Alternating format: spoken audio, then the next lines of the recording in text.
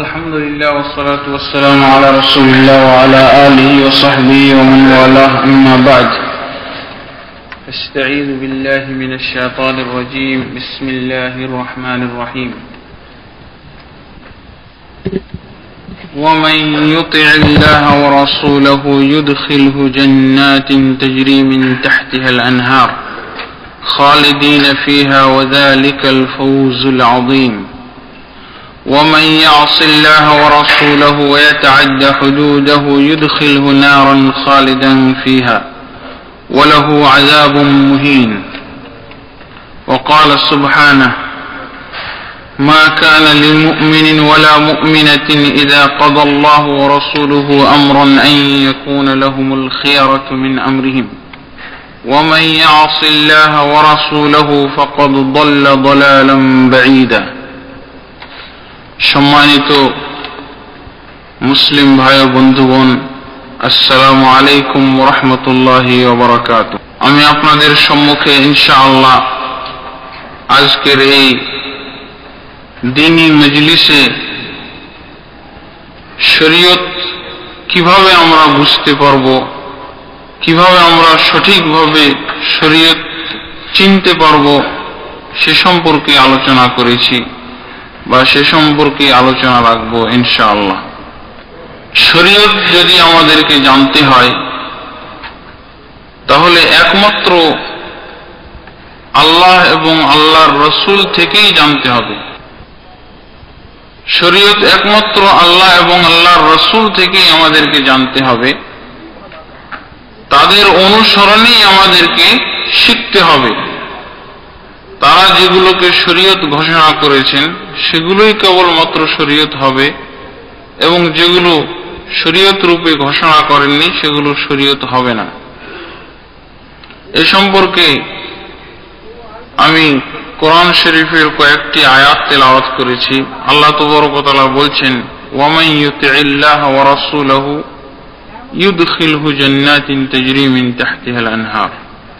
যে ব্যক্তি আল্লাহ তাবারক ওয়া তাআলার অনুসরণ করবে এবং তার রাসূলের, আল্লাহ তাবারক ওয়া তাআলা তাকে সেই জান্নাতে প্রবেশ করাবেন যেই জান্নাতের তলদেশ দিয়ে নহর প্রবাহিত, এবং তারা সেই জান্নাতের ভিতরে চিরদিন বসবাস করবে। আর এটাই হলো বিরাট সফলতা। ওয়ামান ইয়াসিল্লাহ ওয়া রাসূলাহু, যে ব্যক্তি আল্লাহর এবং তার রাসূলের অবাধ্যতা করবে এবং তাদের নির্ধারিত সীমারেখা অতিক্রম করে যাবে, ইউদখিলহু নারান খালিদান ফিহা, তাকে আল্লাহ তাবারক ওয়া তাআলা জাহান্নামে প্রবেশ করাবেন, যেই জাহান্নামে চিরদিন সে বসবাস করবে আর তার জন্য ব্যবস্থা করা হবে অপমানজনক শাস্তির। অন্য একটি আয়াত আল্লাহ তাবারক ওয়া তাআলা বলছেন কোন মুমিন নারী কিংবা মুমিন নারী কিংবা পুরুষের জন্য অধিকার নেই আল্লাহ তাবারক ওয়া তাআলা বা তার রাসূল কোনো ব্যাপারে সিদ্ধান্ত দিয়ে দিলে সেটার ব্যাপারে তারা কোনো মত খাটাবে বা তাদের ইখতিয়ার তারা খুঁজবে। ওয়ামান ইয়াসিল্লাহ ওয়া রাসূলাহু ফাকাদ দাল্লা দালালাম বাঈদা, যে ব্যক্তি আল্লাহ এবং আল্লাহর রাসূলের অবাধ্যতা করবে সে অনেক গভীর ভ্রষ্টতার ভিতরে নিমজ্জিত হলো। তো এই আয়াতের ভিতরে আমরা পরিষ্কারভাবে জানতে পারলাম যে আল্লাহ এবং আল্লাহর রাসূলের অনুসরণ করতে হবে সর্বক্ষেত্রে। তারা যেটাকে আমাদের জন্য দান করবেন শরীয়ত রূপে, সেটাই আমরা শরীয়ত রূপে গ্রহণ করব, এবং তারা যেটা থেকে আমাদেরকে নিষেধ করবেন বা যেটা আমাদেরকে উল্লেখ করবেন না সেটা থেকে আমরা বিরত থাকব। এবং তাদের জন্য আল্লাহ তাবারক ওয়া তাআলা এই আয়াতের ভিতরে ফজিলতের কথা উল্লেখ করেছেন, জান্নাতে প্রবেশ করবে। এবং যারা আল্লাহ তাবারক ওয়া তাআলার অনুসরণ করবে না, রাসূলের অনুসরণ করবে না, তাদের জন্য জাহান্নামের ধুমকিও দেওয়া হয়েছে, জাহান্নামে তাদেরকে হুমকিও দেওয়া হয়েছে। তো যাই হোক, এই শরীয়ত বুঝা কিভাবে আমাদের নির্ভুল হবে আল্লাহর রাসূলের অনুসরণে বা আল্লাহর অনুসরণে, সে সম্পর্কে আমরা কিছু আলোচনা করব। এই সম্পর্কে আমরা আলোচনা করতে যে আল্লাহর রাসূল সাল্লাল্লাহু আলাইহি সাল্লামের অনুসরণটাকে বা আল্লাহর অনুসরণকে দুই ভাগে বিভক্ত করব। এক হলো ইতিবাচক অনুসরণ বা হ্যাঁ বাচক অনুসরণ, আর আরেকটা হলো না বাচক অনুসরণ। মানে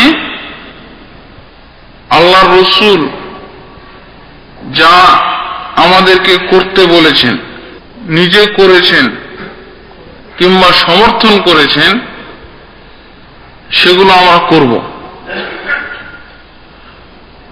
আল্লাহ তাবারক ওয়া তাআলা বা রাসূল যা আমাদেরকে করতে বলেছেন, রাসূল সাল্লাল্লাহু আলাইহি ওয়াসাল্লাম নিজে করেছেন, বলেছেন বা সমর্থন করেছেন, এগুলো আমরা করব। এমনিভাবে আনুষঙ্গিকভাবে তার সাহাবীরা যা করেছেন, বলেছেন, সমর্থন করেছেন, এগুলো আমরা পালন করব। এগুলোই হলো শরীয়ত, এগুলোকেই বলা হয় দ্বীন, এগুলোকেই বলা হয় ইসলাম। এগুলোর নামই বলতে পারেন সুন্নাত। এগুলোর ভিতরে এমন কিছু জিনিসও আসবে যেগুলো পরিত্যাগ করলে পাপী হতে হবে, যেগুলো পরিত্যাগ করলে অনেক সময় হয়তো ইসলামের গণ্ডি থেকে বেরিয়ে কাফের কিংবা মুশরিকও পরিণত হয়ে যেতে হবে, এরকমও আসবে।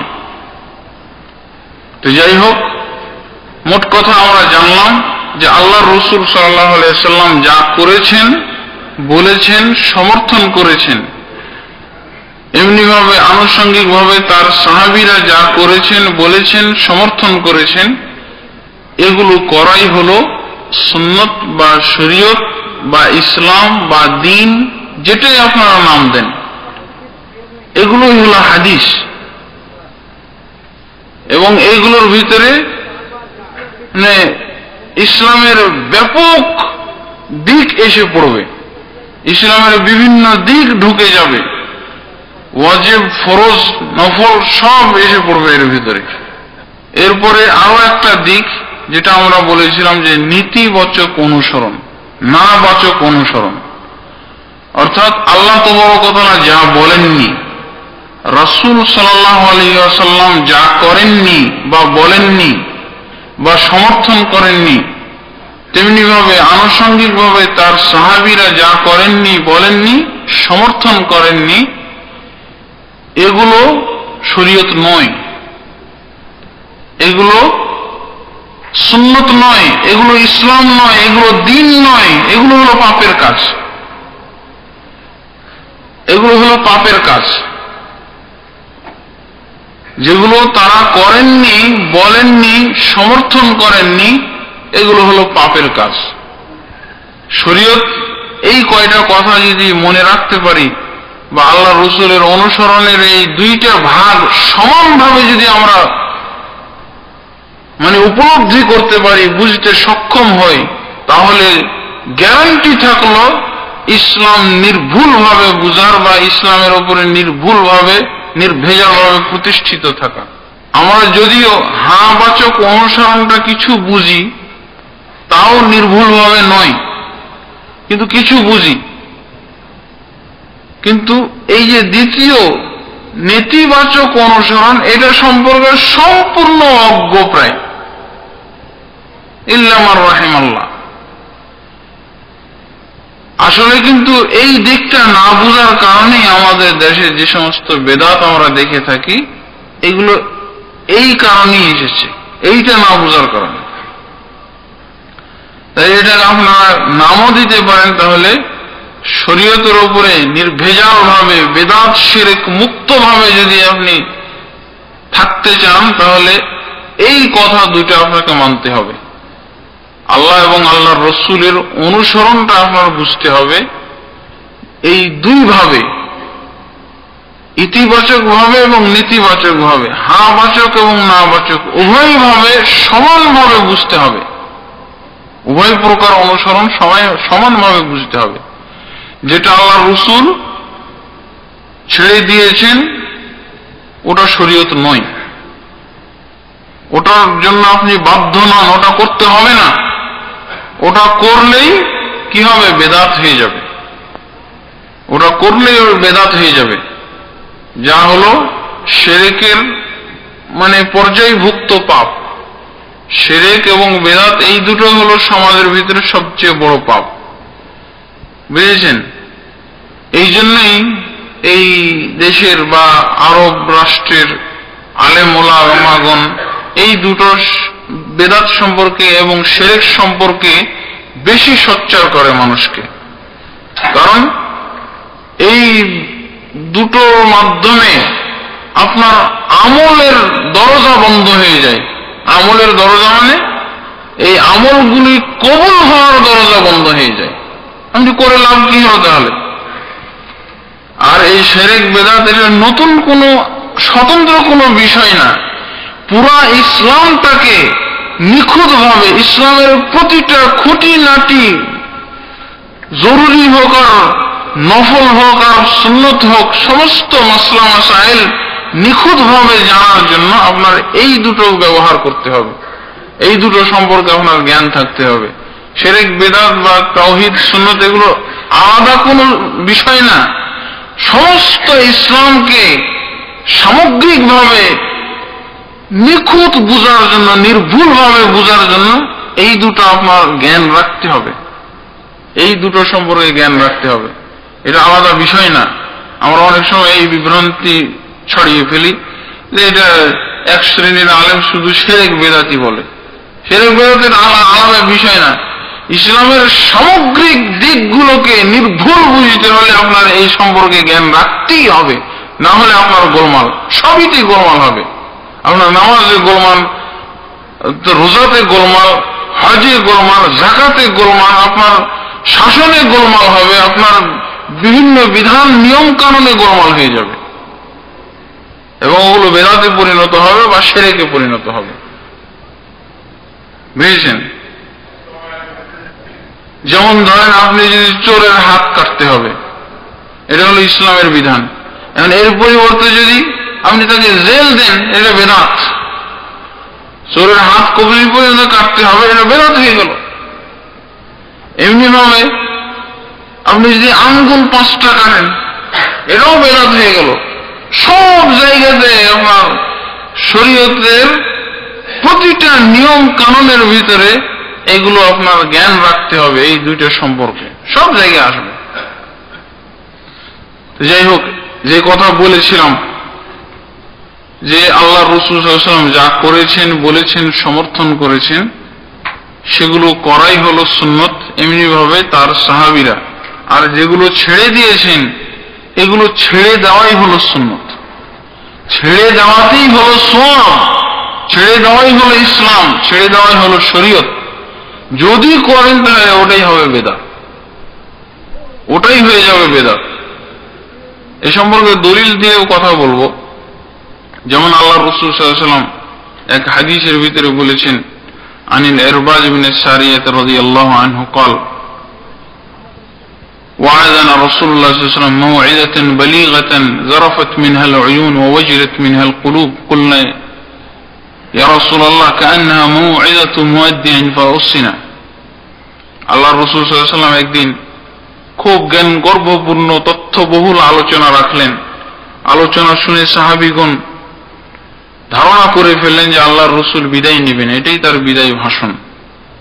এত জ্ঞান গর্ভপূর্ণ, এত তথ্যবহুল, এটা স্বভাবতই ঘটে।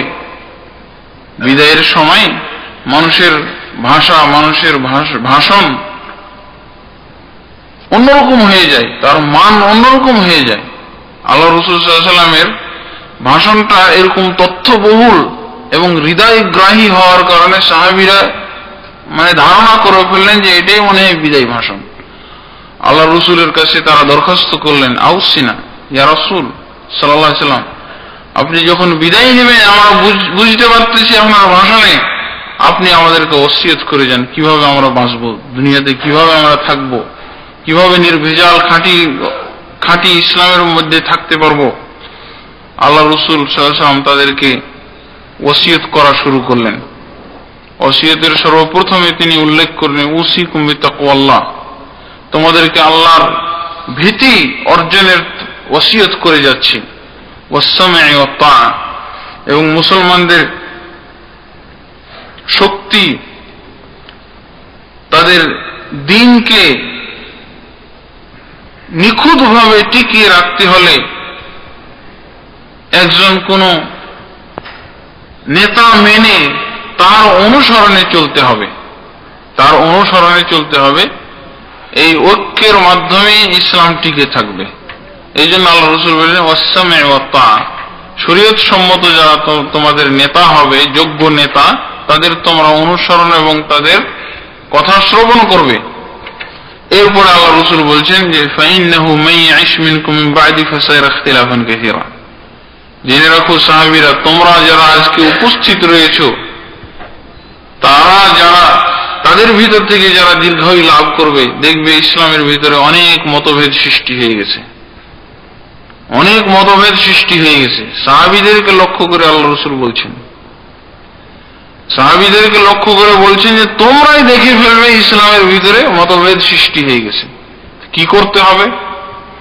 আল্লাহ রাসূল তাদেরকে পন্থা বলে দিচ্ছেন, এই মতভেদের সময়, মতানৈক্যের সময়, বিভেদের সময় কিভাবে তোমরা সঠিকের উপরে থাকবে, ওই কথাটাই উল্লেখ করছে। আলাইকুম বিসুন্নতি ওয়া সুন্নাতিল খুলাফায়ে রাশিদিন আল মাহদিয়িন মিন বা'দি, তোমরা আমার সুন্নতকে হাতে নাতে আঁকড়ে ধরবে এবং আমার পরবর্তী খুলাফায়ে রাশিদিনের সুন্নতকে হাতে নাতে আঁকড়ে ধরবে। বাস দেখবে তোমাদের কোনো ক্ষতি হবে না, যতই ইখতিলাফ হয়ে যাক, যতই মতভেদ সৃষ্টি হয়ে যাক, যতই তোমাদের মতানৈক্য দেখো না কেন ইসলামের ভিতরে, তোমাদের কোনো ক্ষতি করতে পারবে না। যাদের শর্ত হবে এইটা যে আমার সুন্নতকে তোমরা হাতে নাতে আঁকড়ে ধরবে এবং আমার খোলাফায়ে রাশিদিনের সুন্নতকে, মানে সুন্নত বলতে কি বুঝিয়েছিলাম, আল্লাহ রাসূল যা করেছেন, বলেছেন, সমর্থন করেছেন, এমনি ভাবে সাহাবীদের সুন্নত কি, তারা যা করেছেন, বলেছেন, সমর্থন করেছেন, এগুলো হলো সবই সুন্নত। এগুলো তাহলে আমরা প্রথম যেটা ইতিবাচক অনুসরণ, তার দলিল এটা পেলাম, তার দলিল এটা পেলাম যে তাদের সুন্নতকে আঁকড়ে ধরতে হবে, অর্থাৎ তারা যা করেছেন, বলেছেন, সমর্থন করেছেন, এটাই আমাদেরকে পালন করতে হবে। এরপরে এখন কথা হলো আর একটা দিক, নেতিবাচক অনুসরণ। নেতিবাচক অনুসরণ এরও দলিল আছে। এর আগে আমি আপনাদের সম্মুখে এই কথাটা আরো একটু ব্যাখ্যা করতে চাই। নেতিবাচক অনুসরণ মানে যেটা তারা করেননি, বলেননি, সমর্থন করেননি, এটা ছেড়ে দেওয়াই হলো সুন্নত, ছেড়ে দেওয়াই হলো নেকির কাজ, বুঝেছেন? এটা পালন করা বা এটা চর্চা করাই হলো গুনার কাজ, এটা হলো শরীয়ত পরিপন্থী, ইসলাম পরিপন্থী কাজ। এই ক্ষেত্রে আমাদের একটা সংশয় আসতে পারে, অনেকে এই সংশয় সৃষ্টি করি আমরা, যে ভালো কথা, আল্লাহর রাসূল ছেড়ে দিয়েছেন, আল্লাহ রাসূল করেননি, বলেননি, সমর্থন করেননি, সাহাবীরা করেননি, বলেননি, সমর্থন করেননি, তবে কি হলো? এতে কি হলো? নিষিদ্ধ করেননি, নিষিদ্ধ করেননি, আমরা এই একটা কথা বলি। এবং এটা এই নেতিবাচক অনুসরণ সম্পর্কে জ্ঞান না থাকার কারণেই আমরা এই কথাটা উল্লেখ করে থাকি। নেতিবাচক অনুসরণের গুরুত্ব আমাদের না জানা থাকার কারণে এই কথাটা আমরা বলে থাকি। যদি জানা থাকতো তো কোশ্চিনকালে আমরা এই কথাটা বলতাম না। আপনারা জেনে রাখবেন ইসলামের ভিতরে যত বেদাত তৈরি হয়েছে, যত বেদাতের সয়লাব আপনারা দেখতে পাচ্ছেন, এই দিকটা না বুঝার কারণে এবং এই কথা বলার কারণেই এসেছে। আল্লাহ রসুল ছেড়ে দিয়েছেন তো হয়েছে কি? নিষিদ্ধ করেননি, নিষিদ্ধ করেনি। বেদাত ঢোকার পথ হলো এটাই, সবচেয়ে সাফল্যজনক পথ হলো এটাই, বেদাত ঢোকার। আরো একটা পথ হলো, এগুলোকে আমরা নামাজ রোজার মতো যখন দেখেছি, নামাজ রোজা দোয়া জিকির আজকারের মতো যখন দেখেছি মোটা বিবেকে, তখন এগুলো বৈধতা আমরা ঘোষণা করেছি। আরো একটা কথা বলে, সেটা হলো হাসানা। নামাজের মতো দেখা গেছে, রোজার মতো দেখা গেছে এবং জিকির আজকার দোয়ার মতো দেখা গেছে, বাস হাসানা নাম দিয়েছে, উত্তম কাজ, উত্তম কাজ বলে ঘোষণা দিয়ে দিয়েছি। এক হলো এই এক ধারণা, এই এক মতবাদ, উত্তম নাম দিয়ে দিয়েছি। আর এক হলো এই যে আমরা ওটা এইভাবে চালিয়ে নিচ্ছি যে আল্লাহ রাসূল নিষিদ্ধ করেননি। এই সম্পর্কে আমি আপনাদের কাছে কিছু বাস্তব উদাহরণ তুলে ধরব। আল্লাহ রাসূল সাল্লাল্লাহু আলাইহি ওয়াসাল্লাম যেগুলো ছেড়ে দিয়েছেন, তার সাহাবীরা যেগুলো ছেড়ে দিয়েছেন, এগুলো আমাদেরকেও ছেড়ে দিতে হবে এবং এগুলোকেই নিষেধ মনে করতে হবে। যেটা পাওয়া যায় না আল্লাহ রাসূলের ছেড়ে যাওয়ার মানে শরীয়তের ভিতরে, জেনে নিতে হবে এটাই হলো নিষেধ। যদি আপনি নিষেধ না ধরেন তাহলে ইসলাম পুরা বিকৃত হয়ে যাবে। আজ তো এই দলিল দিয়ে দুই একটা বেদাত মাত্র সৃষ্টি হয়েছে আমাদের সমাজে। দুই একটা বেদাত, ধরেন মিলাদ টিলাদ, এই সুবিনা খতম, সবে বরাত, সবে মেরাজের বিভিন্ন যে অনুষ্ঠান, বুঝছেন, এগুলো দুই একটা তৈরি হয়েছে। তারপরে খতম, বিভিন্ন ধরনের খতম আছে, বুঝছেন, বিভিন্ন ধরনের দুরুদের ছড়াছড়ি হয়েছে। এগুলো তো দুই একটা বেদাত তৈরি হয়েছে, হালকা পাতলা বেদাত। এই দলিল দিয়েই, মানে আল্লাহ রাসূল নিষেধ করেননি এই যুক্তিতে যদি আমরা কিছু শরীয়তের ভিতরে সংযোজন করি, ভালো কাজ দেখে বা মোটা দৃষ্টিতে ভালো মনে হলেই যদি, এবং ওই যুক্তিতে নিষেধ করেননি বলে যদি চালু করি, তাহলে আমাদের ইসলাম ধর্ম পুরো ধ্বংস হয়ে যাবে। যদি এই দলিলগুলো নিয়ে অন্য এক দল মানে কাজ শুরু করে দেয়, ইসলামের শত্রুরা এসে যদি কাজ শুরু করে দেয়, তাহলে দেখবেন যে আপনার ইসলামের কিছুই পাবেন না। আল্লাহ রাসূল অনেক কিছুই বলতে ছেড়ে দিয়েছেন, অনেক কিছুই বলতে ছেড়ে দিয়েছেন। যেমন এই যে 5 ওয়াক্ত নামাজ আল্লাহ রাসূল ফরজ ঘোষণা করেছেন এবং আল্লাহ রাসূল 5 ওয়াক্ত নামাজই পড়েছেন। 5 ওয়াক্ত ফরজ নামাজ আর কি, কিন্তু 6 ওয়াক্ত পড়া নিষেধ। 6 ওয়াক্ত বা 7 ওয়াক্ত পড়া চলবে না, এটা আল্লাহ রাসূল নিষেধ করেননি, কোথাও নিষেধ করেননি।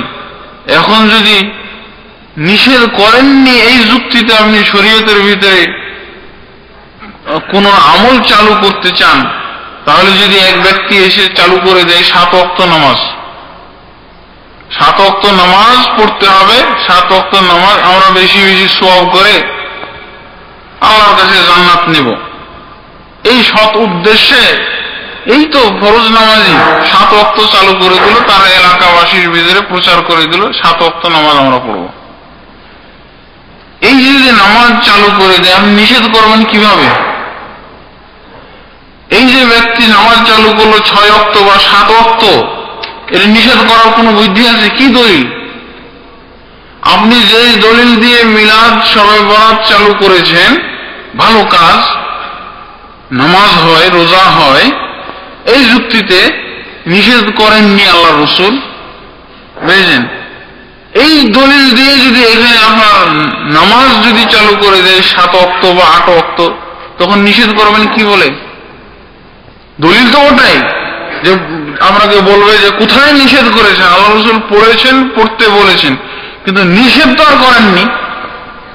নিষেধ করেছেন, আপনি নিষেধ দেখাতে পারবেন না, কাজে আপনি হেরে যাবেন। ওই 7 ওয়াক্ত নামাজই আপনার পড়তে হবে, কারণ আপনার যে দলিল, এখানেও তো ওই দলিল, একই দলিল। যদি আপনি না মানেন এই কথা যে আল্লাহ রসুল যেটা ছেড়ে দিয়েছেন বলতে ওটাই নিষেধ, যতক্ষণ পর্যন্ত এই কথা আপনি না মানবেন, আল্লাহ রসুলের নেতিবাচক অনুসরণ যতক্ষণ পর্যন্ত না করবেন, এই শরীয়ত ঠিক রাখতে পারবেন না, বিকৃত হয়ে যাবে। আপনার নামাজ শেষ, নামাজ শেষ হয়ে গেল, আল্লাহ রসুলের ছেড়ে যাওয়া নামাজ নষ্ট হলো, ছেড়ে গেলেন 5 ওয়াক্ত, কিন্তু ওই দলিল দিয়ে এখন 10 ওয়াক্ত হয়ে গেল। 24 ঘন্টায় আপনি 10 ওয়াক্ত, জোহর থেকে ফজর পর্যন্ত বিরাট সময়, অনেক লম্বা সময়, 1 ওয়াক্ত চালু করে দেন। আর বলবেন যে নামাজ পড়া কি খারাপ কাজ? কে বলবে খারাপ কাজ? কেউ তো বলতে পারবে না যে নামাজ পড়া খারাপ কাজ। নামাজ পড়া ভালো কাজ, আর এদিকে আল্লাহ রসুল নিষেধও করেননি। কোথায় বলেছে বলতে আমি হাদিস দেখাতে পারবেন না। তাহলে আপনার এই ব্যক্তি নামাজ চালু করেই ছাড়বে আপনার দলিল দিয়ে। 7 ওয়াক্ত 8 ওয়াক্ত নামাজ চালু করে ছাড়বে আপনার দলিল দিয়ে, আপনি নিষেধ করতে পারবেন, কারণ আপনি তো এই দলিলেরই অনুসারী, আপনার দলিল দিয়ে তো পাওয়া যাচ্ছে এটা। তাহলে দেখেন 5 ওয়াক্ত নামাজ শেষ, আর থাকলো না। এবার ধরেন আল্লাহ রাসূল সাল্লাল্লাহু আলাইহি ওয়াসাল্লাম সপ্তাহে একদিন জুমার নামাজ পড়েছেন, শুক্রবার, কিন্তু কোন হাদিসের ভিতরে সারা দুনিয়ার মানুষকে যদি লাগিয়ে দেন যে একটা হাদিস খুঁজো কোথায় আল্লাহ রাসূল 2 দিন জুমার নামাজ পড়তে নিষেধ করছেন, হ্যাঁ, কোথায় আল্লাহ রাসূল নিষেধ করেছেন, পাবেন না। এক ব্যক্তি এসে বলেন জুমার নামাজ পড়া তো ভালো কাজ, এখানে খুতবা হয়, এখানে শরীয়ত সম্পর্কে জানা হয়, নামাজ হয়, লোকজনের সমাবেশ ঘটে, কত উত্তম কাজ, আর আল্লাহ রাসূল নিষেধ করেননি। আপনি সপ্তাহে 3 দিন জুমা চালু করে দিলেন। দলিল কি? কাজটা ভালো।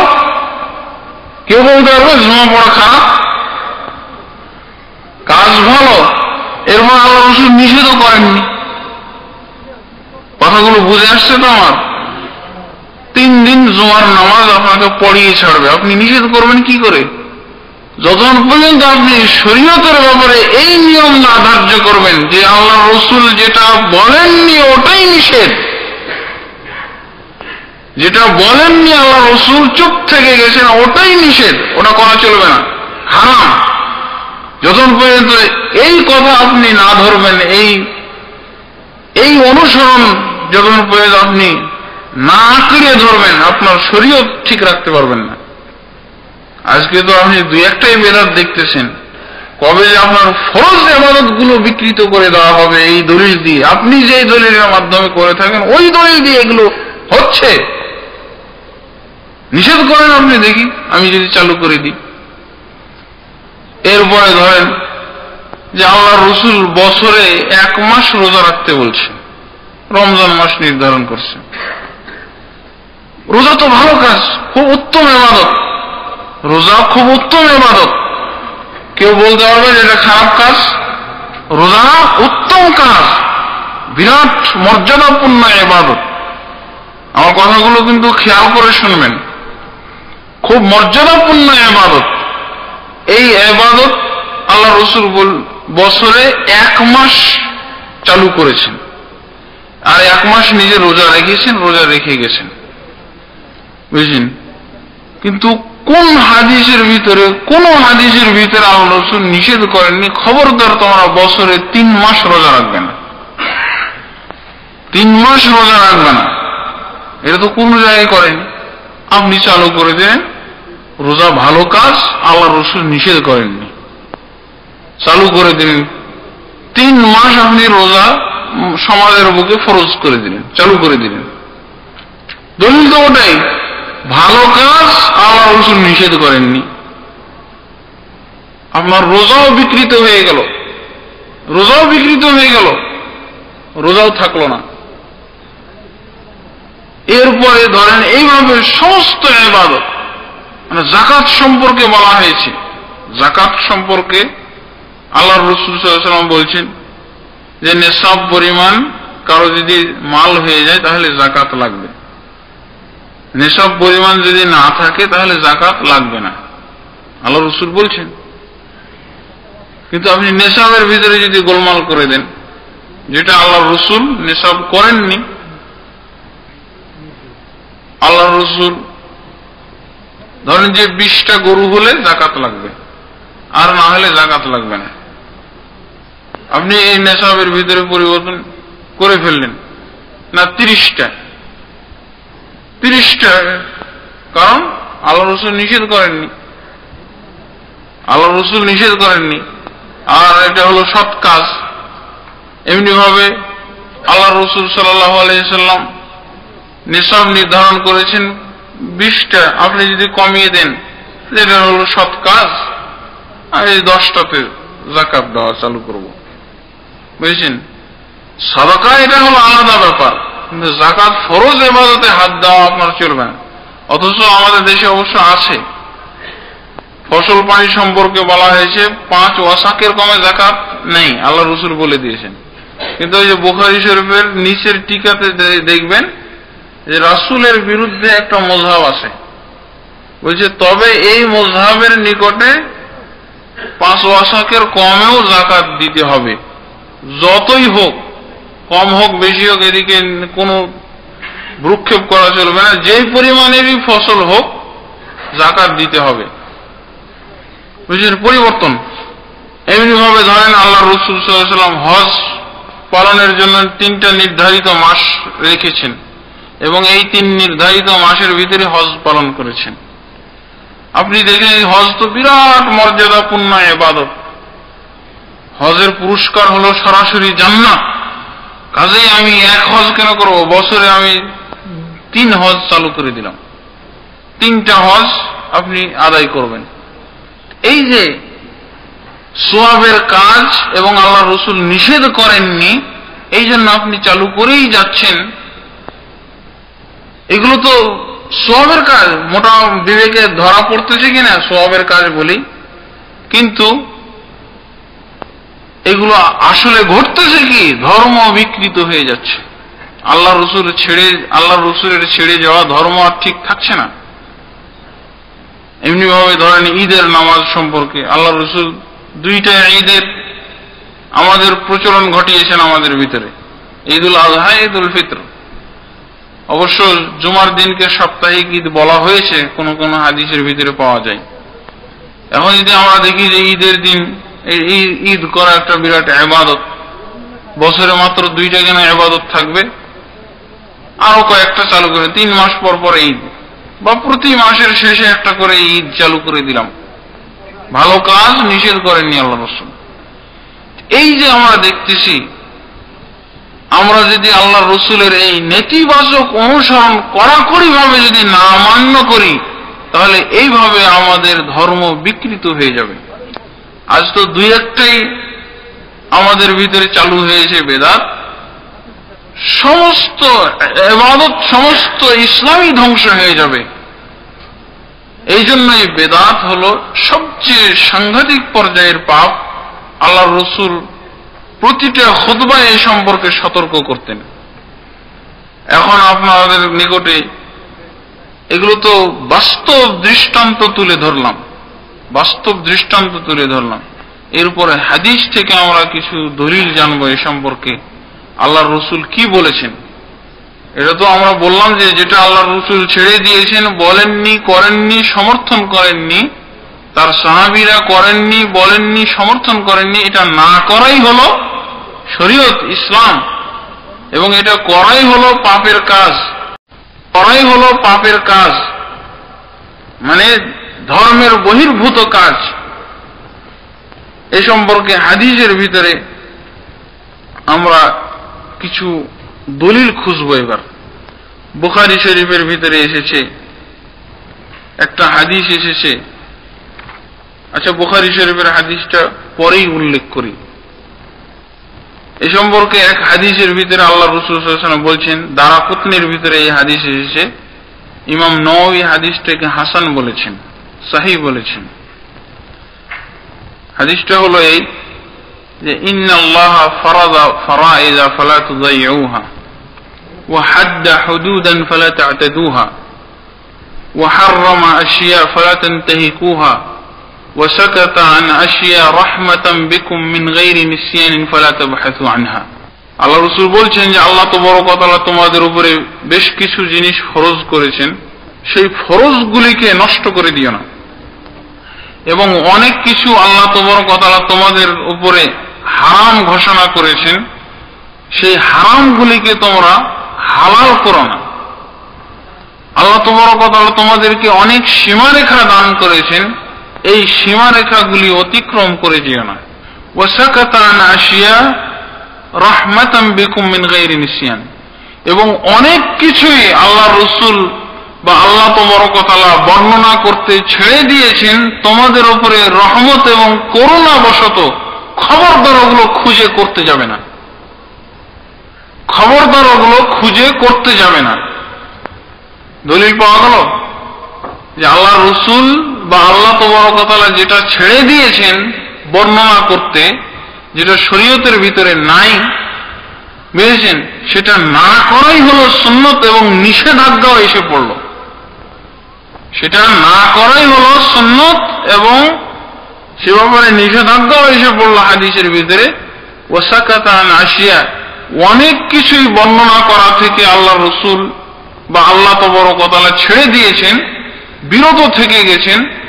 এটা এই জন্য নয় যে ভুলে গেছেন, তোমাদের উপরে করুণা বশত ওগুলো লাগবে না, ওগুলো করা চলবে না, ওগুলোর বাধ্য আল্লাহ এবং আল্লাহ রাসূল করেননি, এই জন্যই ছেড়ে দেওয়া হয়েছে। ফালা তাবহাসু আনহা, খবরদার এগুলো খুঁজে খুঁজে করতে যাবে না, নিষেধ এসে পড়ল। তাহলে পরিষ্কারভাবে আমাদেরকে জানতে হবে আল্লাহর রাসূল থেকে যেটা পাওয়া যায় না। যে কোনো ধর্মীয় কাজ হতে হলেই, যে কোনো সওয়াবের কাজ বলতে গেলেই, যে কোনো ধরনের ইবাদত বা আমলে সালেহ আমরা নাম দিতে গেলেই জানতে হবে যে আল্লাহর রাসূল করেছেন কিনা, তিনি বলেছেন কিনা, তিনি কাউকে করতে সমর্থন করেছেন কিনা, এটা জানতে হবে। তার সাহাবীরা করেছে কিনা, যদি না করে থাকে বাস নিষেধ হয়ে গেল ওটা। যদি না পাওয়া যায় হাদিস এবং কোরআনের ভিতরে, ওটা জায়েজ নয়, ওটা হলো নিষেধ, ওটা আপনার জন্য করা চলবে না। হাদিসের ভিতরে নিষেধ এসে গেল, ফালা তাবহাসু আনহা, খবরদার ওগুলো নিয়ে খোঁজ করতে যাবে না, ওগুলো চর্চা করতে যাবে না। আরো একটি হাদিস, এটাও হাসান হাদিস, বাজ্জার এবং তবরানীতে এসেছে, হযরত আবু দারদা থেকে বর্ণিত।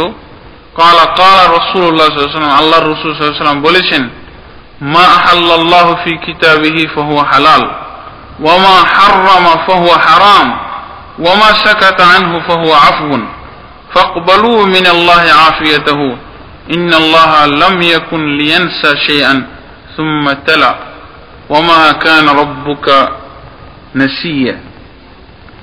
এই হাদিসের ভিতরে বলা হচ্ছে আল্লাহর রাসূল সাল্লাল্লাহু আলাইহি ওয়াসাল্লাম বলছেন যে এই কিতাবের ভিতরে, কোরআনের ভিতরে যা হারাম করেছেন এবং আনুষঙ্গিকভাবে তার রাসূলের সুন্নতের ভিতরে যা হারাম করা হয়েছে সেটা হলো হারাম, এবং এই কিতাবের ভিতরে যেটাকে হালাল ঘোষণা করা হয়েছে সেটা হলো হালাল।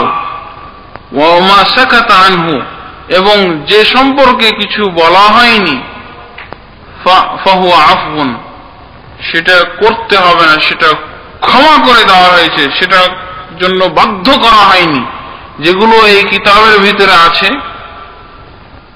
আল্লাহ তাবারক ওয়া তাআলার কোরআন এবং তার ব্যাখ্যা হাদিস, সেটাই কেবলমাত্র আমাদেরকে করতে হবে। আর যেগুলো এর ভিতরে নাই, এর ভিতরে কোনো ভিত্তি নাই, ওর ফাহুয়া আফউন, সেটা আল্লাহ ক্ষমা করে দিয়েছেন, ওটা চাননি, ওটা বাধ্য করেননি আমাদেরকে।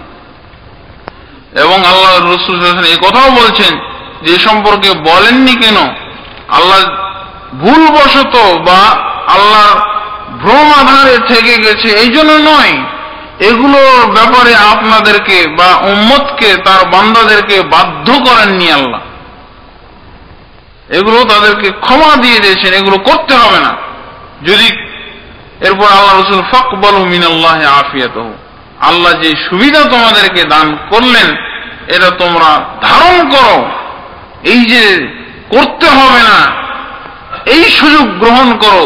আল্লাহ যে ক্ষমা করে দিলেন, এগুলো চাইলেন না, এগুলোর বাধ্য করলেন না, এই সুবিধা তোমরা আল্লাহর দেওয়া সুবিধা তোমরা গ্রহণ করো, তোমরা খবরদার প্রত্যাখ্যান করতে যেও না। তাহলে এই হলো আল্লাহ রাসূল সাল্লাল্লাহু আলাইহি ওয়াসাল্লাম থেকে আমরা এই ব্যাপারে হাদিস থেকে দলিলও পেয়ে গেলাম।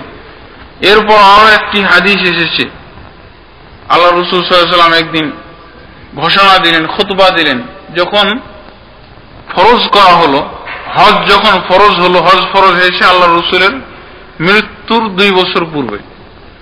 হজ যখন ফরজ হলো আল্লাহ রাসূল বললেন, ইয়া আইয়ুহান নাস قد فرض الله عليكم الحج فحجوا فقال رجل أكل عام يا رسول الله فسكت حتى قالها 3 فقال الرسول صلى الله عليه وسلم لو قلت نعم لوجبت ولما استطعتم ثم قال ذروني ما تركتكم فإنما هلك من كان قبلكم بكثرة سؤالهم واختلافهم على أنبيائهم فإذا أمرتكم بشيء فأتوا به ما استطعتم وإذا نهيتكم عن شيء فدعوه। আল্লাহ রাসূল সাল্লাল্লাহু আলাইহি ওয়াসাল্লাম বলছেন, এটা মুসলিম শরীফের হাদিস এবং তিরমিজিতেও এসেছে। আল্লাহ রাসূল বলছেন যে হে জনমণ্ডলী, তোমাদের উপরে আল্লাহ তাবারক ওয়া তাআলা হজ ফরজ করে দিয়েছেন। এক খুতবায় আল্লাহ রাসূল এই কথা বললেন হজ ফরজ হওয়ার পর, আল্লাহ তাবারক ওয়া তাআলা তোমাদের উপরে হজ ফরজ করেছেন, অতএব তোমরা হজ পালন করো। ফাকাল রাজুলুন, এক ব্যক্তি উঠে বললেন, আফি কুল্লি আমিন ইয়া রাসূলুল্লাহ, এই যে হজ আমাদেরকে পালন করতে হবে, হজ ফরজ হয়ে গেল, এটা কি প্রতি বছরের জন্য? আল্লাহ রাসূল চুপ থাকলেন। অন্য হাদিসের ভিতরে এসেছে রেগে গেছিলেন, কারণ একটা কথা যখন কাউকে বলা হয় এবং এটার ভিতরে কোনো সংখ্যা বলা হয় না, তো এখান থেকে মানে স্বভাবতই একবারই বুঝানো হয়। যেমন আপনাকে বললাম যে কলমটা দেন, তো এর অর্থ তো এটা নয় যে দিবেন আবার রাখবেন, আবার দিবেন আবার রাখবেন, এটা নয়, একবার দিলেই সারলো, বাস। এটাই হলো আল্লাহ রাসূল এই জন্য বলছেন, যখন আমি একবারের কথাই বলে ক্ষান্ত হইলাম, যখন আমি সংখ্যা বলিনি, জিজ্ঞাসা কেন করতে গেলে? এই জন্য আল্লাহ রাসূল চুপ থেকে গেলেন। বুঝলেন, শরীয়ত হলো সহজ, শরীয়তে মোটামুটি ভাবে শুনতেই যেটা বুঝে আসে প্রায় ওটাই উদ্দেশ্য হয়ে থাকে। আল্লাহ রাসূল 3 বার বলার পরও চুপ থাকেন, কিছু বললেন না। শেষে আল্লাহ রাসূল বললেন কি, লাউ কুলতু নাম লাওয়াজাবাত, তুমি যে আমাকে জিজ্ঞাসা করলে প্রতি বছর করতে হবে নাকি, আমি যদি শুধু বলে দিতাম যে হ্যাঁ, তাহলে কিন্তু প্রতি বছরই ওয়াজিব হয়ে যেত, প্রতি বছরই হজ পালন করা ওয়াজিব হয়ে যেত। ওয়াজিব মানে ফরজ, যেহেতু হাদিসের দৃষ্টিতে ওয়াজিব এবং ফরজ একই অর্থে, বুঝেছেন, এই জন্য প্রথমে বলা হলো ফরজ, এরপর ওই কথাটা কি ওয়াজিব বলা হচ্ছে। কিন্তু আমাদের শরীয়তে আবার ওয়াজিব এবং ফরজের ভিতরে পার্থক্য আছে। এটা কোরআন হাদিসে কোনো দলিল নেই, এটা হলো গায়ের জোরে আমরা পার্থক্য করে থাকি, বুঝেছেন, দলিল নেই। এখানে দলিলে বরং পাওয়া যাচ্ছে ওয়াজিব এবং ফরজ একই জিনিস। এই সম্পর্কে আরো বহু দলিল এসেছে, যেমন এই যে যাকাতুল ফিতর সম্পর্কে ইবনে আব্বাস রাদিয়াল্লাহু আনহু বর্ণনা করতেছেন, ফারাদা আলাইনা রাসূলুল্লাহ সাল্লাল্লাহু আলাইহি ওয়াসাল্লাম যাকাতুল ফিতর। আমরা বলে থাকি যেটা আল্লাহর রাসূলের নির্দেশে পালন করা বাধ্যবাধকতা হয়ে যায়, ওটার নাম হলো ওয়াজিব। এবং যেটা আল্লাহর না কি বললাম, আল্লাহর রাসূলের নির্দেশে যেটা বাধ্যবাধকতা হয়ে যায় ওটাকে আমরা বলি ওয়াজিব, এবং আল্লাহর নির্দেশে যেটা বাধ্য হয়ে করতে সেটাকে বলি ফরজ। কিন্তু ওই নিয়ম ঠিক থাকে না। বুখারী শরীফের এই হাদিস যেটা আমি পাঠ করলাম, আল্লাহ রাসূল ইবনে আব্বাস রাদিয়াল্লাহু আনহু বলতেছেন যে আল্লাহর রাসূল আমাদের উপরে যাকাতুল ফিতর ফরজ করেছেন। আল্লাহ রাসূল ফরজ করলেন কি করে? যদি আল্লাহ রাসূলকে আপনি ওয়াজিবের দায়িত্ব দিয়ে রাখেন তো ফরজ করে দিলেন যে ওয়াজিব এবং ফরজ একই। আমরা আবার এই হাদিসেরও একটু পণ্ডিতি করতে যাই, বলি যে এই ফরজ মানে ওয়াজিব, তোরই তো কথা, ফরজ মানে ওয়াজিব আর ওয়াজিব মানে ফরজ। এখানে একটু ঘুরিয়ে আমরা বলতে চাই যে এই হাদিসের ভিতরে যে ফরজ বলা হয়েছে, ফরজ মানে ওয়াজিব, কথা তো ওটাই, ফরজ মানে ওয়াজিব এবং ওয়াজিব মানে ফরজ, স্বীকার তো করে নিলেন। তো যাই হোক, ওয়াজিব এবং ফরজের ভিতরে শরীয়তের হাদিসের দৃষ্টিতে কোনো পার্থক্য নেই। হাদিসের দৃষ্টিতে এ সম্পর্কে আরো বহু দলিল আছে। যাই হোক, যেহেতু ওই সম্পর্কে আলোচনা নয়, এই জন্য বলতেছি না। এরপরে আল্লাহ রাসূল সাল্লাল্লাহু আলাইহি ওয়াসাল্লাম কি বলতেছেন, লাউ কুলতু নাম লাউ ওয়াজাবাত, যদি আমি হ্যাঁ বলে ফেলতাম শুধু, তাহলে ওই হজ ওয়াজিব হয়ে যেত। ওয়ালা মাসতাতাতুম, এবং প্রতি বছর যদি ফরজ করা হতো তাহলে তোমাদের দ্বারা সম্ভব ছিল না ওটা পালন করা। এরপরে আল্লাহ রাসূল বলছেন, সুম্মা ক্বালা যারুনি মা তারাকতুকুম, আমি যেটা বর্ণনা করতে ছেড়ে দেই তোমরাও বর্ণনা করা ছেড়ে দাও, তোমাদের কোনো অধিকার নেই, খবরদার তোমরা ওটা নিয়ে মাথা ঘামাতে যাবে না, বাস আমি যেটা ছেড়ে দিয়েছি ওটা ছেড়ে দাও, বাস। এটা হলো দলিল। আল্লাহ রাসূল সাল্লাল্লাহু আলাইহি ওয়াসাল্লাম আমাদেরকে শিখিয়ে দিলেন যে আল্লাহ রাসূল যেটা ছেড়ে দিয়েছেন ওটা আমাদেরকেও ছেড়ে দিতে হবে, ওটা নিয়ে আমাদের কোনো মাথা ঘামানো চলবে না, ওটা নিয়ে খোঁজাখুঁজি করা চলবে না, এমনকি ওটা আমল করা চলবে না কেউ যদি আমাদের ভিতরে চালু করে দেয়। এরপর আল্লাহ রাসূল সাল্লাল্লাহু আলাইহি ওয়াসাল্লাম বললেন, যাই হোক ওটা আমাদের বিষয়ের বাইরে। এই জন্যই ইমাম মালিক রহমতুল্লাহ আলাইহি বলেছেন, এই শরীয়তকে সূক্ষ্মভাবে রাখতে হলে, শরীয়তকে নির্ভুল এবং খাঁটি রাখতে হলে উনি এই হাদিসগুলির সাথে কণ্ঠ মিলিয়ে বলেছেন, মা লাম ইয়াকুন ফি আহদি রাসূলিল্লাহ সাল্লাল্লাহু আলাইহি ওয়াসাল্লাম দীনান লাম ইয়াকুন ফি আহদিনা দীনা, যেটা আল্লাহর রাসূলের যুগে দিন বলে পরিচিত ছিল না, দিনের কাজ ছিল না, আল্লাহর রাসূলের যুগে যার উদ্ভব ছিল না, আবির্ভাব ঘটেনি, আমাদের যুগে ওটা দিন বলে গণ্য হতে পারে না, কোন ক্রমে দিন বলে গণ্য হতে পারে না। ইমাম মালিক রহমতুল্লাহ বলছেন যে আল্লাহর রাসূলের যুগে যেটা দিন ছিল না, দিনী কাজ বা ধর্মীয় কাজ বলে পরিচিত ছিল না বা তার প্রচলন ছিল না, আমাদের যুগে ওটা হতে পারে না। এরপরে উনি বলতেছেন যে যদি কেউ দিন বলে চালাতে চায় যেটা আল্লাহ রাসূলের যুগে ছিল না, তাহলে এটা হলো বিদআত, এটা হলো বিদআত।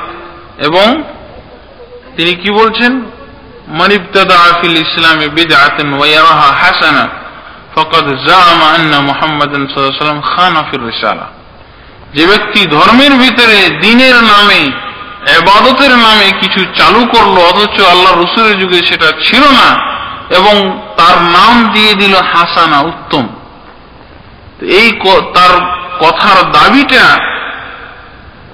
এই পর্যন্ত গেল যে আল্লাহর রাসূল সাল্লাল্লাহু আলাইহি ওয়াসাল্লাম রিসালাত প্রচার করতে খিয়ানত করে গেছেন, আল্লাহর রাসূল রিসালাত প্রচার করতে খিয়ানত করে গেছেন। তার এই কথার দাবি হলো এটা, ধর্মের ভিতরে নতুন কিছু সৃষ্টি করে দিয়ে তাকে ধর্মীয় কাজ বলে ঘোষণা দেওয়া, ইবাদত বলে চালিয়ে দেওয়া এবং তার নাম হাসানা রাখা, এটা এই কথার দাবি হলো এই যে আল্লাহর রাসূল সাল্লাল্লাহু আলাইহি ওয়াসাল্লাম রিসালাত প্রচার করতে খিয়ানত করে গেছেন, প্রচার করেননি সব। কারণ দিন বলতে যা কিছু ছিল সবই আল্লাহ রাসূলকে প্রচার করতে বলা হয়েছিল। তো এটা আবার কোন দিন আল্লাহ রাসূল ছেড়ে দিলেন? যদি ছেড়ে দেওয়া আল্লাহ রাসূলের যুগে ছিল না অথচ দিনের ব্যাপার, তাহলে অবশ্যই আল্লাহ রাসূল ছেড়ে দিয়েছেন যেটা উনি ধরেছেন, পরবর্তীতে কোন আলেম ওটাকে বুঝতে পেরেছেন, তা এই দিনের ধর্মীয় কাজটা তার কাছে ওহী করা হয়েছে।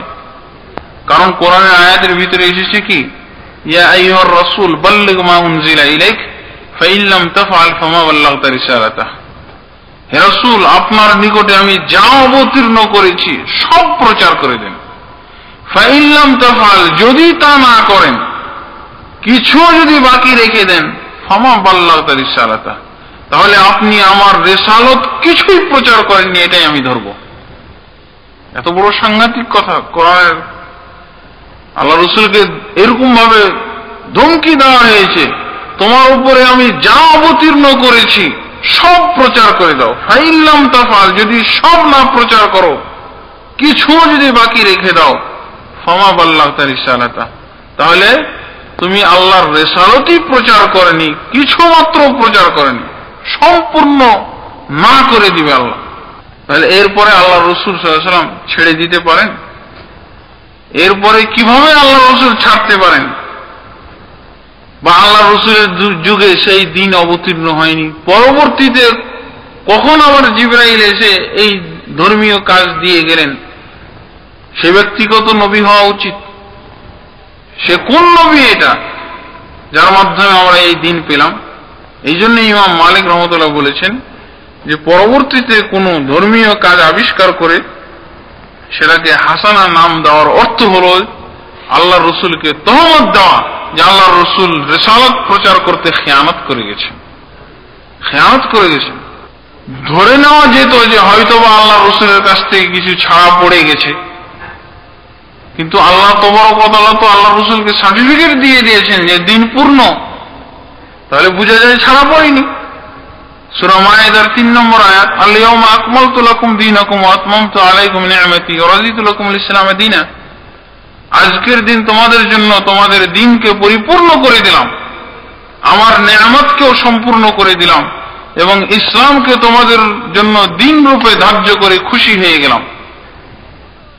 আল্লাহ তোমার কথা তো পরিপূর্ণ ঘোষণা দিয়ে দিলেন, ছাড়াও তো পড়লো না। হয়তো ধরে নিতাম যে কোন মতে হয়তো আল্লাহ রসুলের কাছ থেকে ছুটা পড়ে গেছে, কিন্তু আল্লাহ তো বড় কথা হলো সার্টিফিকেট দিয়ে দিলেন যে না, পরিপূর্ণ। মানে যা আল্লাহ তো বড় কথা আল্লাহ রসুলের উপরে অবতীর্ণ করেছিলেন সব উনি প্রচার করেছেন, যার জন্যই তো পরিপূর্ণ হলো। ঘোষণা দিয়ে দিলেন আল্লাহ, সাইন দিয়ে দেওয়ার মতো পরিপূর্ণ হয়ে গেছে, আল্লাহ স্বীকার করে নিলেন। এরপরে বিদায় হয় যে 1,40,000 সাহাবী, তাও স্বীকার করে নিয়েছিলেন। আল্লাহর নিকটও পূর্ণ হয়ে গেল দিন। রাসূল বাস্তব আল্লাহ তোমার কথা দেওয়া দায়িত্ব পুঙ্খানুপুঙ্খ রূপে প্রচার করে দিলেন, পালন করে গেলেন, এবং তাই ভিত্তিতে আল্লাহ তোমার কথা এই সার্টিফিকেটও লিখে দিলেন যে দিন পরিপূর্ণ। এবং এটাও জেনে রাখবেন যে প্রচার করে দেওয়া হলো গোপনের পরিপন্থী, গোপনের বিপরীত হলো প্রচার। আমরা একদল আজকে এই ধারণা পোষণ করে থাকি যে আল্লাহ রসুল সাল্লাল্লাহু আলাইহি ওয়াসাল্লাম অনেক কিছু প্রচার করেনি, ওগুলো সব গোপন গোপন বাতিনি ভাবে এসেছে। এই কোরআনের আয়াতগুলির ভিতরে তাদেরও প্রতিবাদ রয়েছে। আল্লাহ রসুলকে সব প্রচার করতে বলা হয়েছিল, যদি কিছুও যদি গোপন রাখেন তবুও তিনি রিসালাত প্রচার করেননি, এটাই আল্লাহ ধরবেন। এটা হতেই পারে না। এই আয়াতের ভিতরে তাদের প্রতিবাদ রয়েছে। যাই হোক, আল্লাহ তো বড় কথাই শুধু সার্টিফিকেট লিখে দেননি যে আল্লাহ রসুল সাল্লাল্লাহু আলাইহি ওয়াসাল্লাম সম্পূর্ণভাবে দিন বা তার দেওয়া দায়িত্বকে মানে প্রচার করে দিয়ে গেছেন, পালন করে গেছেন, এটা আল্লাহ শুধু স্বীকার করেননি, বরং বিদায় হজ্জের সময় যখন আল্লাহ রসুল জিজ্ঞাসা করেছিলেন সাহাবীদেরকে, আলা হাল বাল্লাগত, সাহাবীরা তোমরা সাক্ষ্য দান করো আল্লাহর পক্ষ থেকে যে দায়িত্ব প্রাপ্ত হয়েছিলাম, যে আমাকে রিসালাত প্রচারের দায়িত্বে নিয়োগ করা হয়েছিল, সেই দায়িত্ব আমি প্রচার করেছি, সেই দায়িত্ব আমি পালন করেছি। তোমাদের নিকটে কি আল্লাহর তবারক ওয়া তাআলার রিসালাত প্রচার করে গেছি? সাহাবীরা সকলেই বলেছিলেন, বালা ইয়া রাসূলুল্লাহ, হ্যাঁ আপনি সমস্ত প্রচার করে দিয়েছেন, কোনটাই আপনি গোপন রাখেননি, আমরা সকলেই সাক্ষ্য প্রদান করতেছি। আল্লাহ রসুল সাল্লাল্লাহু আলাইহি ওয়াসাল্লাম তাদের এই সাক্ষ্য বাণী শুনে তিনি আল্লাহকে সাক্ষী রেখে দিলেন, বললেন আল্লাহুম্মা ফাশহাদ, আল্লাহুম্মা ফাশহাদ, আল্লাহুম্মা ফাশহাদ। হে আল্লাহ, এই সাহাবীরা যে সাক্ষ্য প্রদান করলো এর উপরে তুমি নিজে সাক্ষ্য থেকে যাও যে আমি যে সম্পূর্ণ প্রচার করে গেলাম তারা স্বীকার করে নিল, আমার দায়িত্ব আমি পালন করে গেছি, তারা স্বীকার করলে এটার উপরে তুমি সাক্ষী থাকো, তুমি সাক্ষী থাকো, তুমি সাক্ষী থাকো। তো এই হলো আমাদের শরীয়ত, পরিপূর্ণ শরীয়ত। আল্লাহর রাসূল সাল্লাল্লাহু আলাইহি সাল্লাম কিছুই ছেড়ে যাননি। যেটাই ধর্মীয় কাজ, যার মাধ্যমে আমরা আল্লাহ তাবারক ওয়া তাআলার নৈকট্য কামনা করব, সন্তুষ্টি কামনা করব, যার মাধ্যমে আমরা জান্নাতে প্রবেশ করতে পারবো, জাহান্নাম থেকে নিষ্কৃতি লাভ করব, সেগুলোর সম্পূর্ণ আল্লাহ তাবারক ওয়া তাআলা এবং আল্লাহর রাসূল সাল্লাল্লাহু আলাইহি সাল্লাম ব্যবস্থা দিয়ে গেছেন। এরপরে আর কোনো ব্যবস্থা তৈরি হবে না। এবং কেউ যদি দাবি করে যে এর ভিতরে বেশি সওয়াব, এর ভিতরে এর উপকার রয়েছে, এরকম ফল রয়েছে, অথচ এটা কোরআন এবং হাদিসের ভিতরে নাই, তার দাবি হবে মিথ্যা। সে বরং চর্চা করতেছে বিদআত। আপনাদের সম্মুখে তুলে ধরেছি আমাদের দেশে 1,98,000 পীর। এগুলো হলো কি করে? ওই শরীয়ত বুঝা আমাদের ভেজাল থেকে গেছে। শরীয়তের ভিতরে অবশ্যই তারা অনেক নিজেদের পক্ষ থেকে সংযোজন করেছে এবং পরিবর্ধন করেছে, যার জন্য এরকম বিভিন্নতা দেখতে পাই। যাই হোক, আমরা যদি শরীয়তকে নিপুণভাবে, নিখুঁতভাবে, নির্ভেজালভাবে বুঝতে চাই, তাহলে অবশ্যই আমরা এই খুতবার ভিতরে যে আল্লাহর রাসূল সাল্লাল্লাহু আলাইহি ওয়াসাল্লামের অনুসরণের দুটা দিক শুনলাম, এই দুটা দিক আমরা সবসময় স্মরণ রাখব এবং যে কোনো আমলের ব্যাপারে, ইবাদতের ব্যাপারে এগুলো আমরা বাস্তবায়ন করার চেষ্টা করব। তাহলে আমাদের ধর্ম বুঝা এবং ধর্ম চর্চা করা সঠিক এবং নিখুঁত, নির্ভেজাল হবে, অন্যথায় কোনো ক্রমেই সম্ভব নয়। যাই হোক, আল্লাহ তাবারক ওয়া তাআলা আমরা এই সংক্ষিপ্ত বক্তব্যের ভিতরে যা শুনলাম সেই অনুযায়ী আমল করার তৌফিক দান করুন। আল্লাহুম্মা আমিন। আস্তাগফিরুল্লাহ লি ওয়া লাকুম ওয়া লিসাইরিল মুসলিমিন ফাস্তাগফিরুহু ইন্নাহু হুয়াল গফুরুর রহিম। আসসালামু আলাইকুম ওয়া রাহমাতুল্লাহি ওয়া বারাকাতুহু।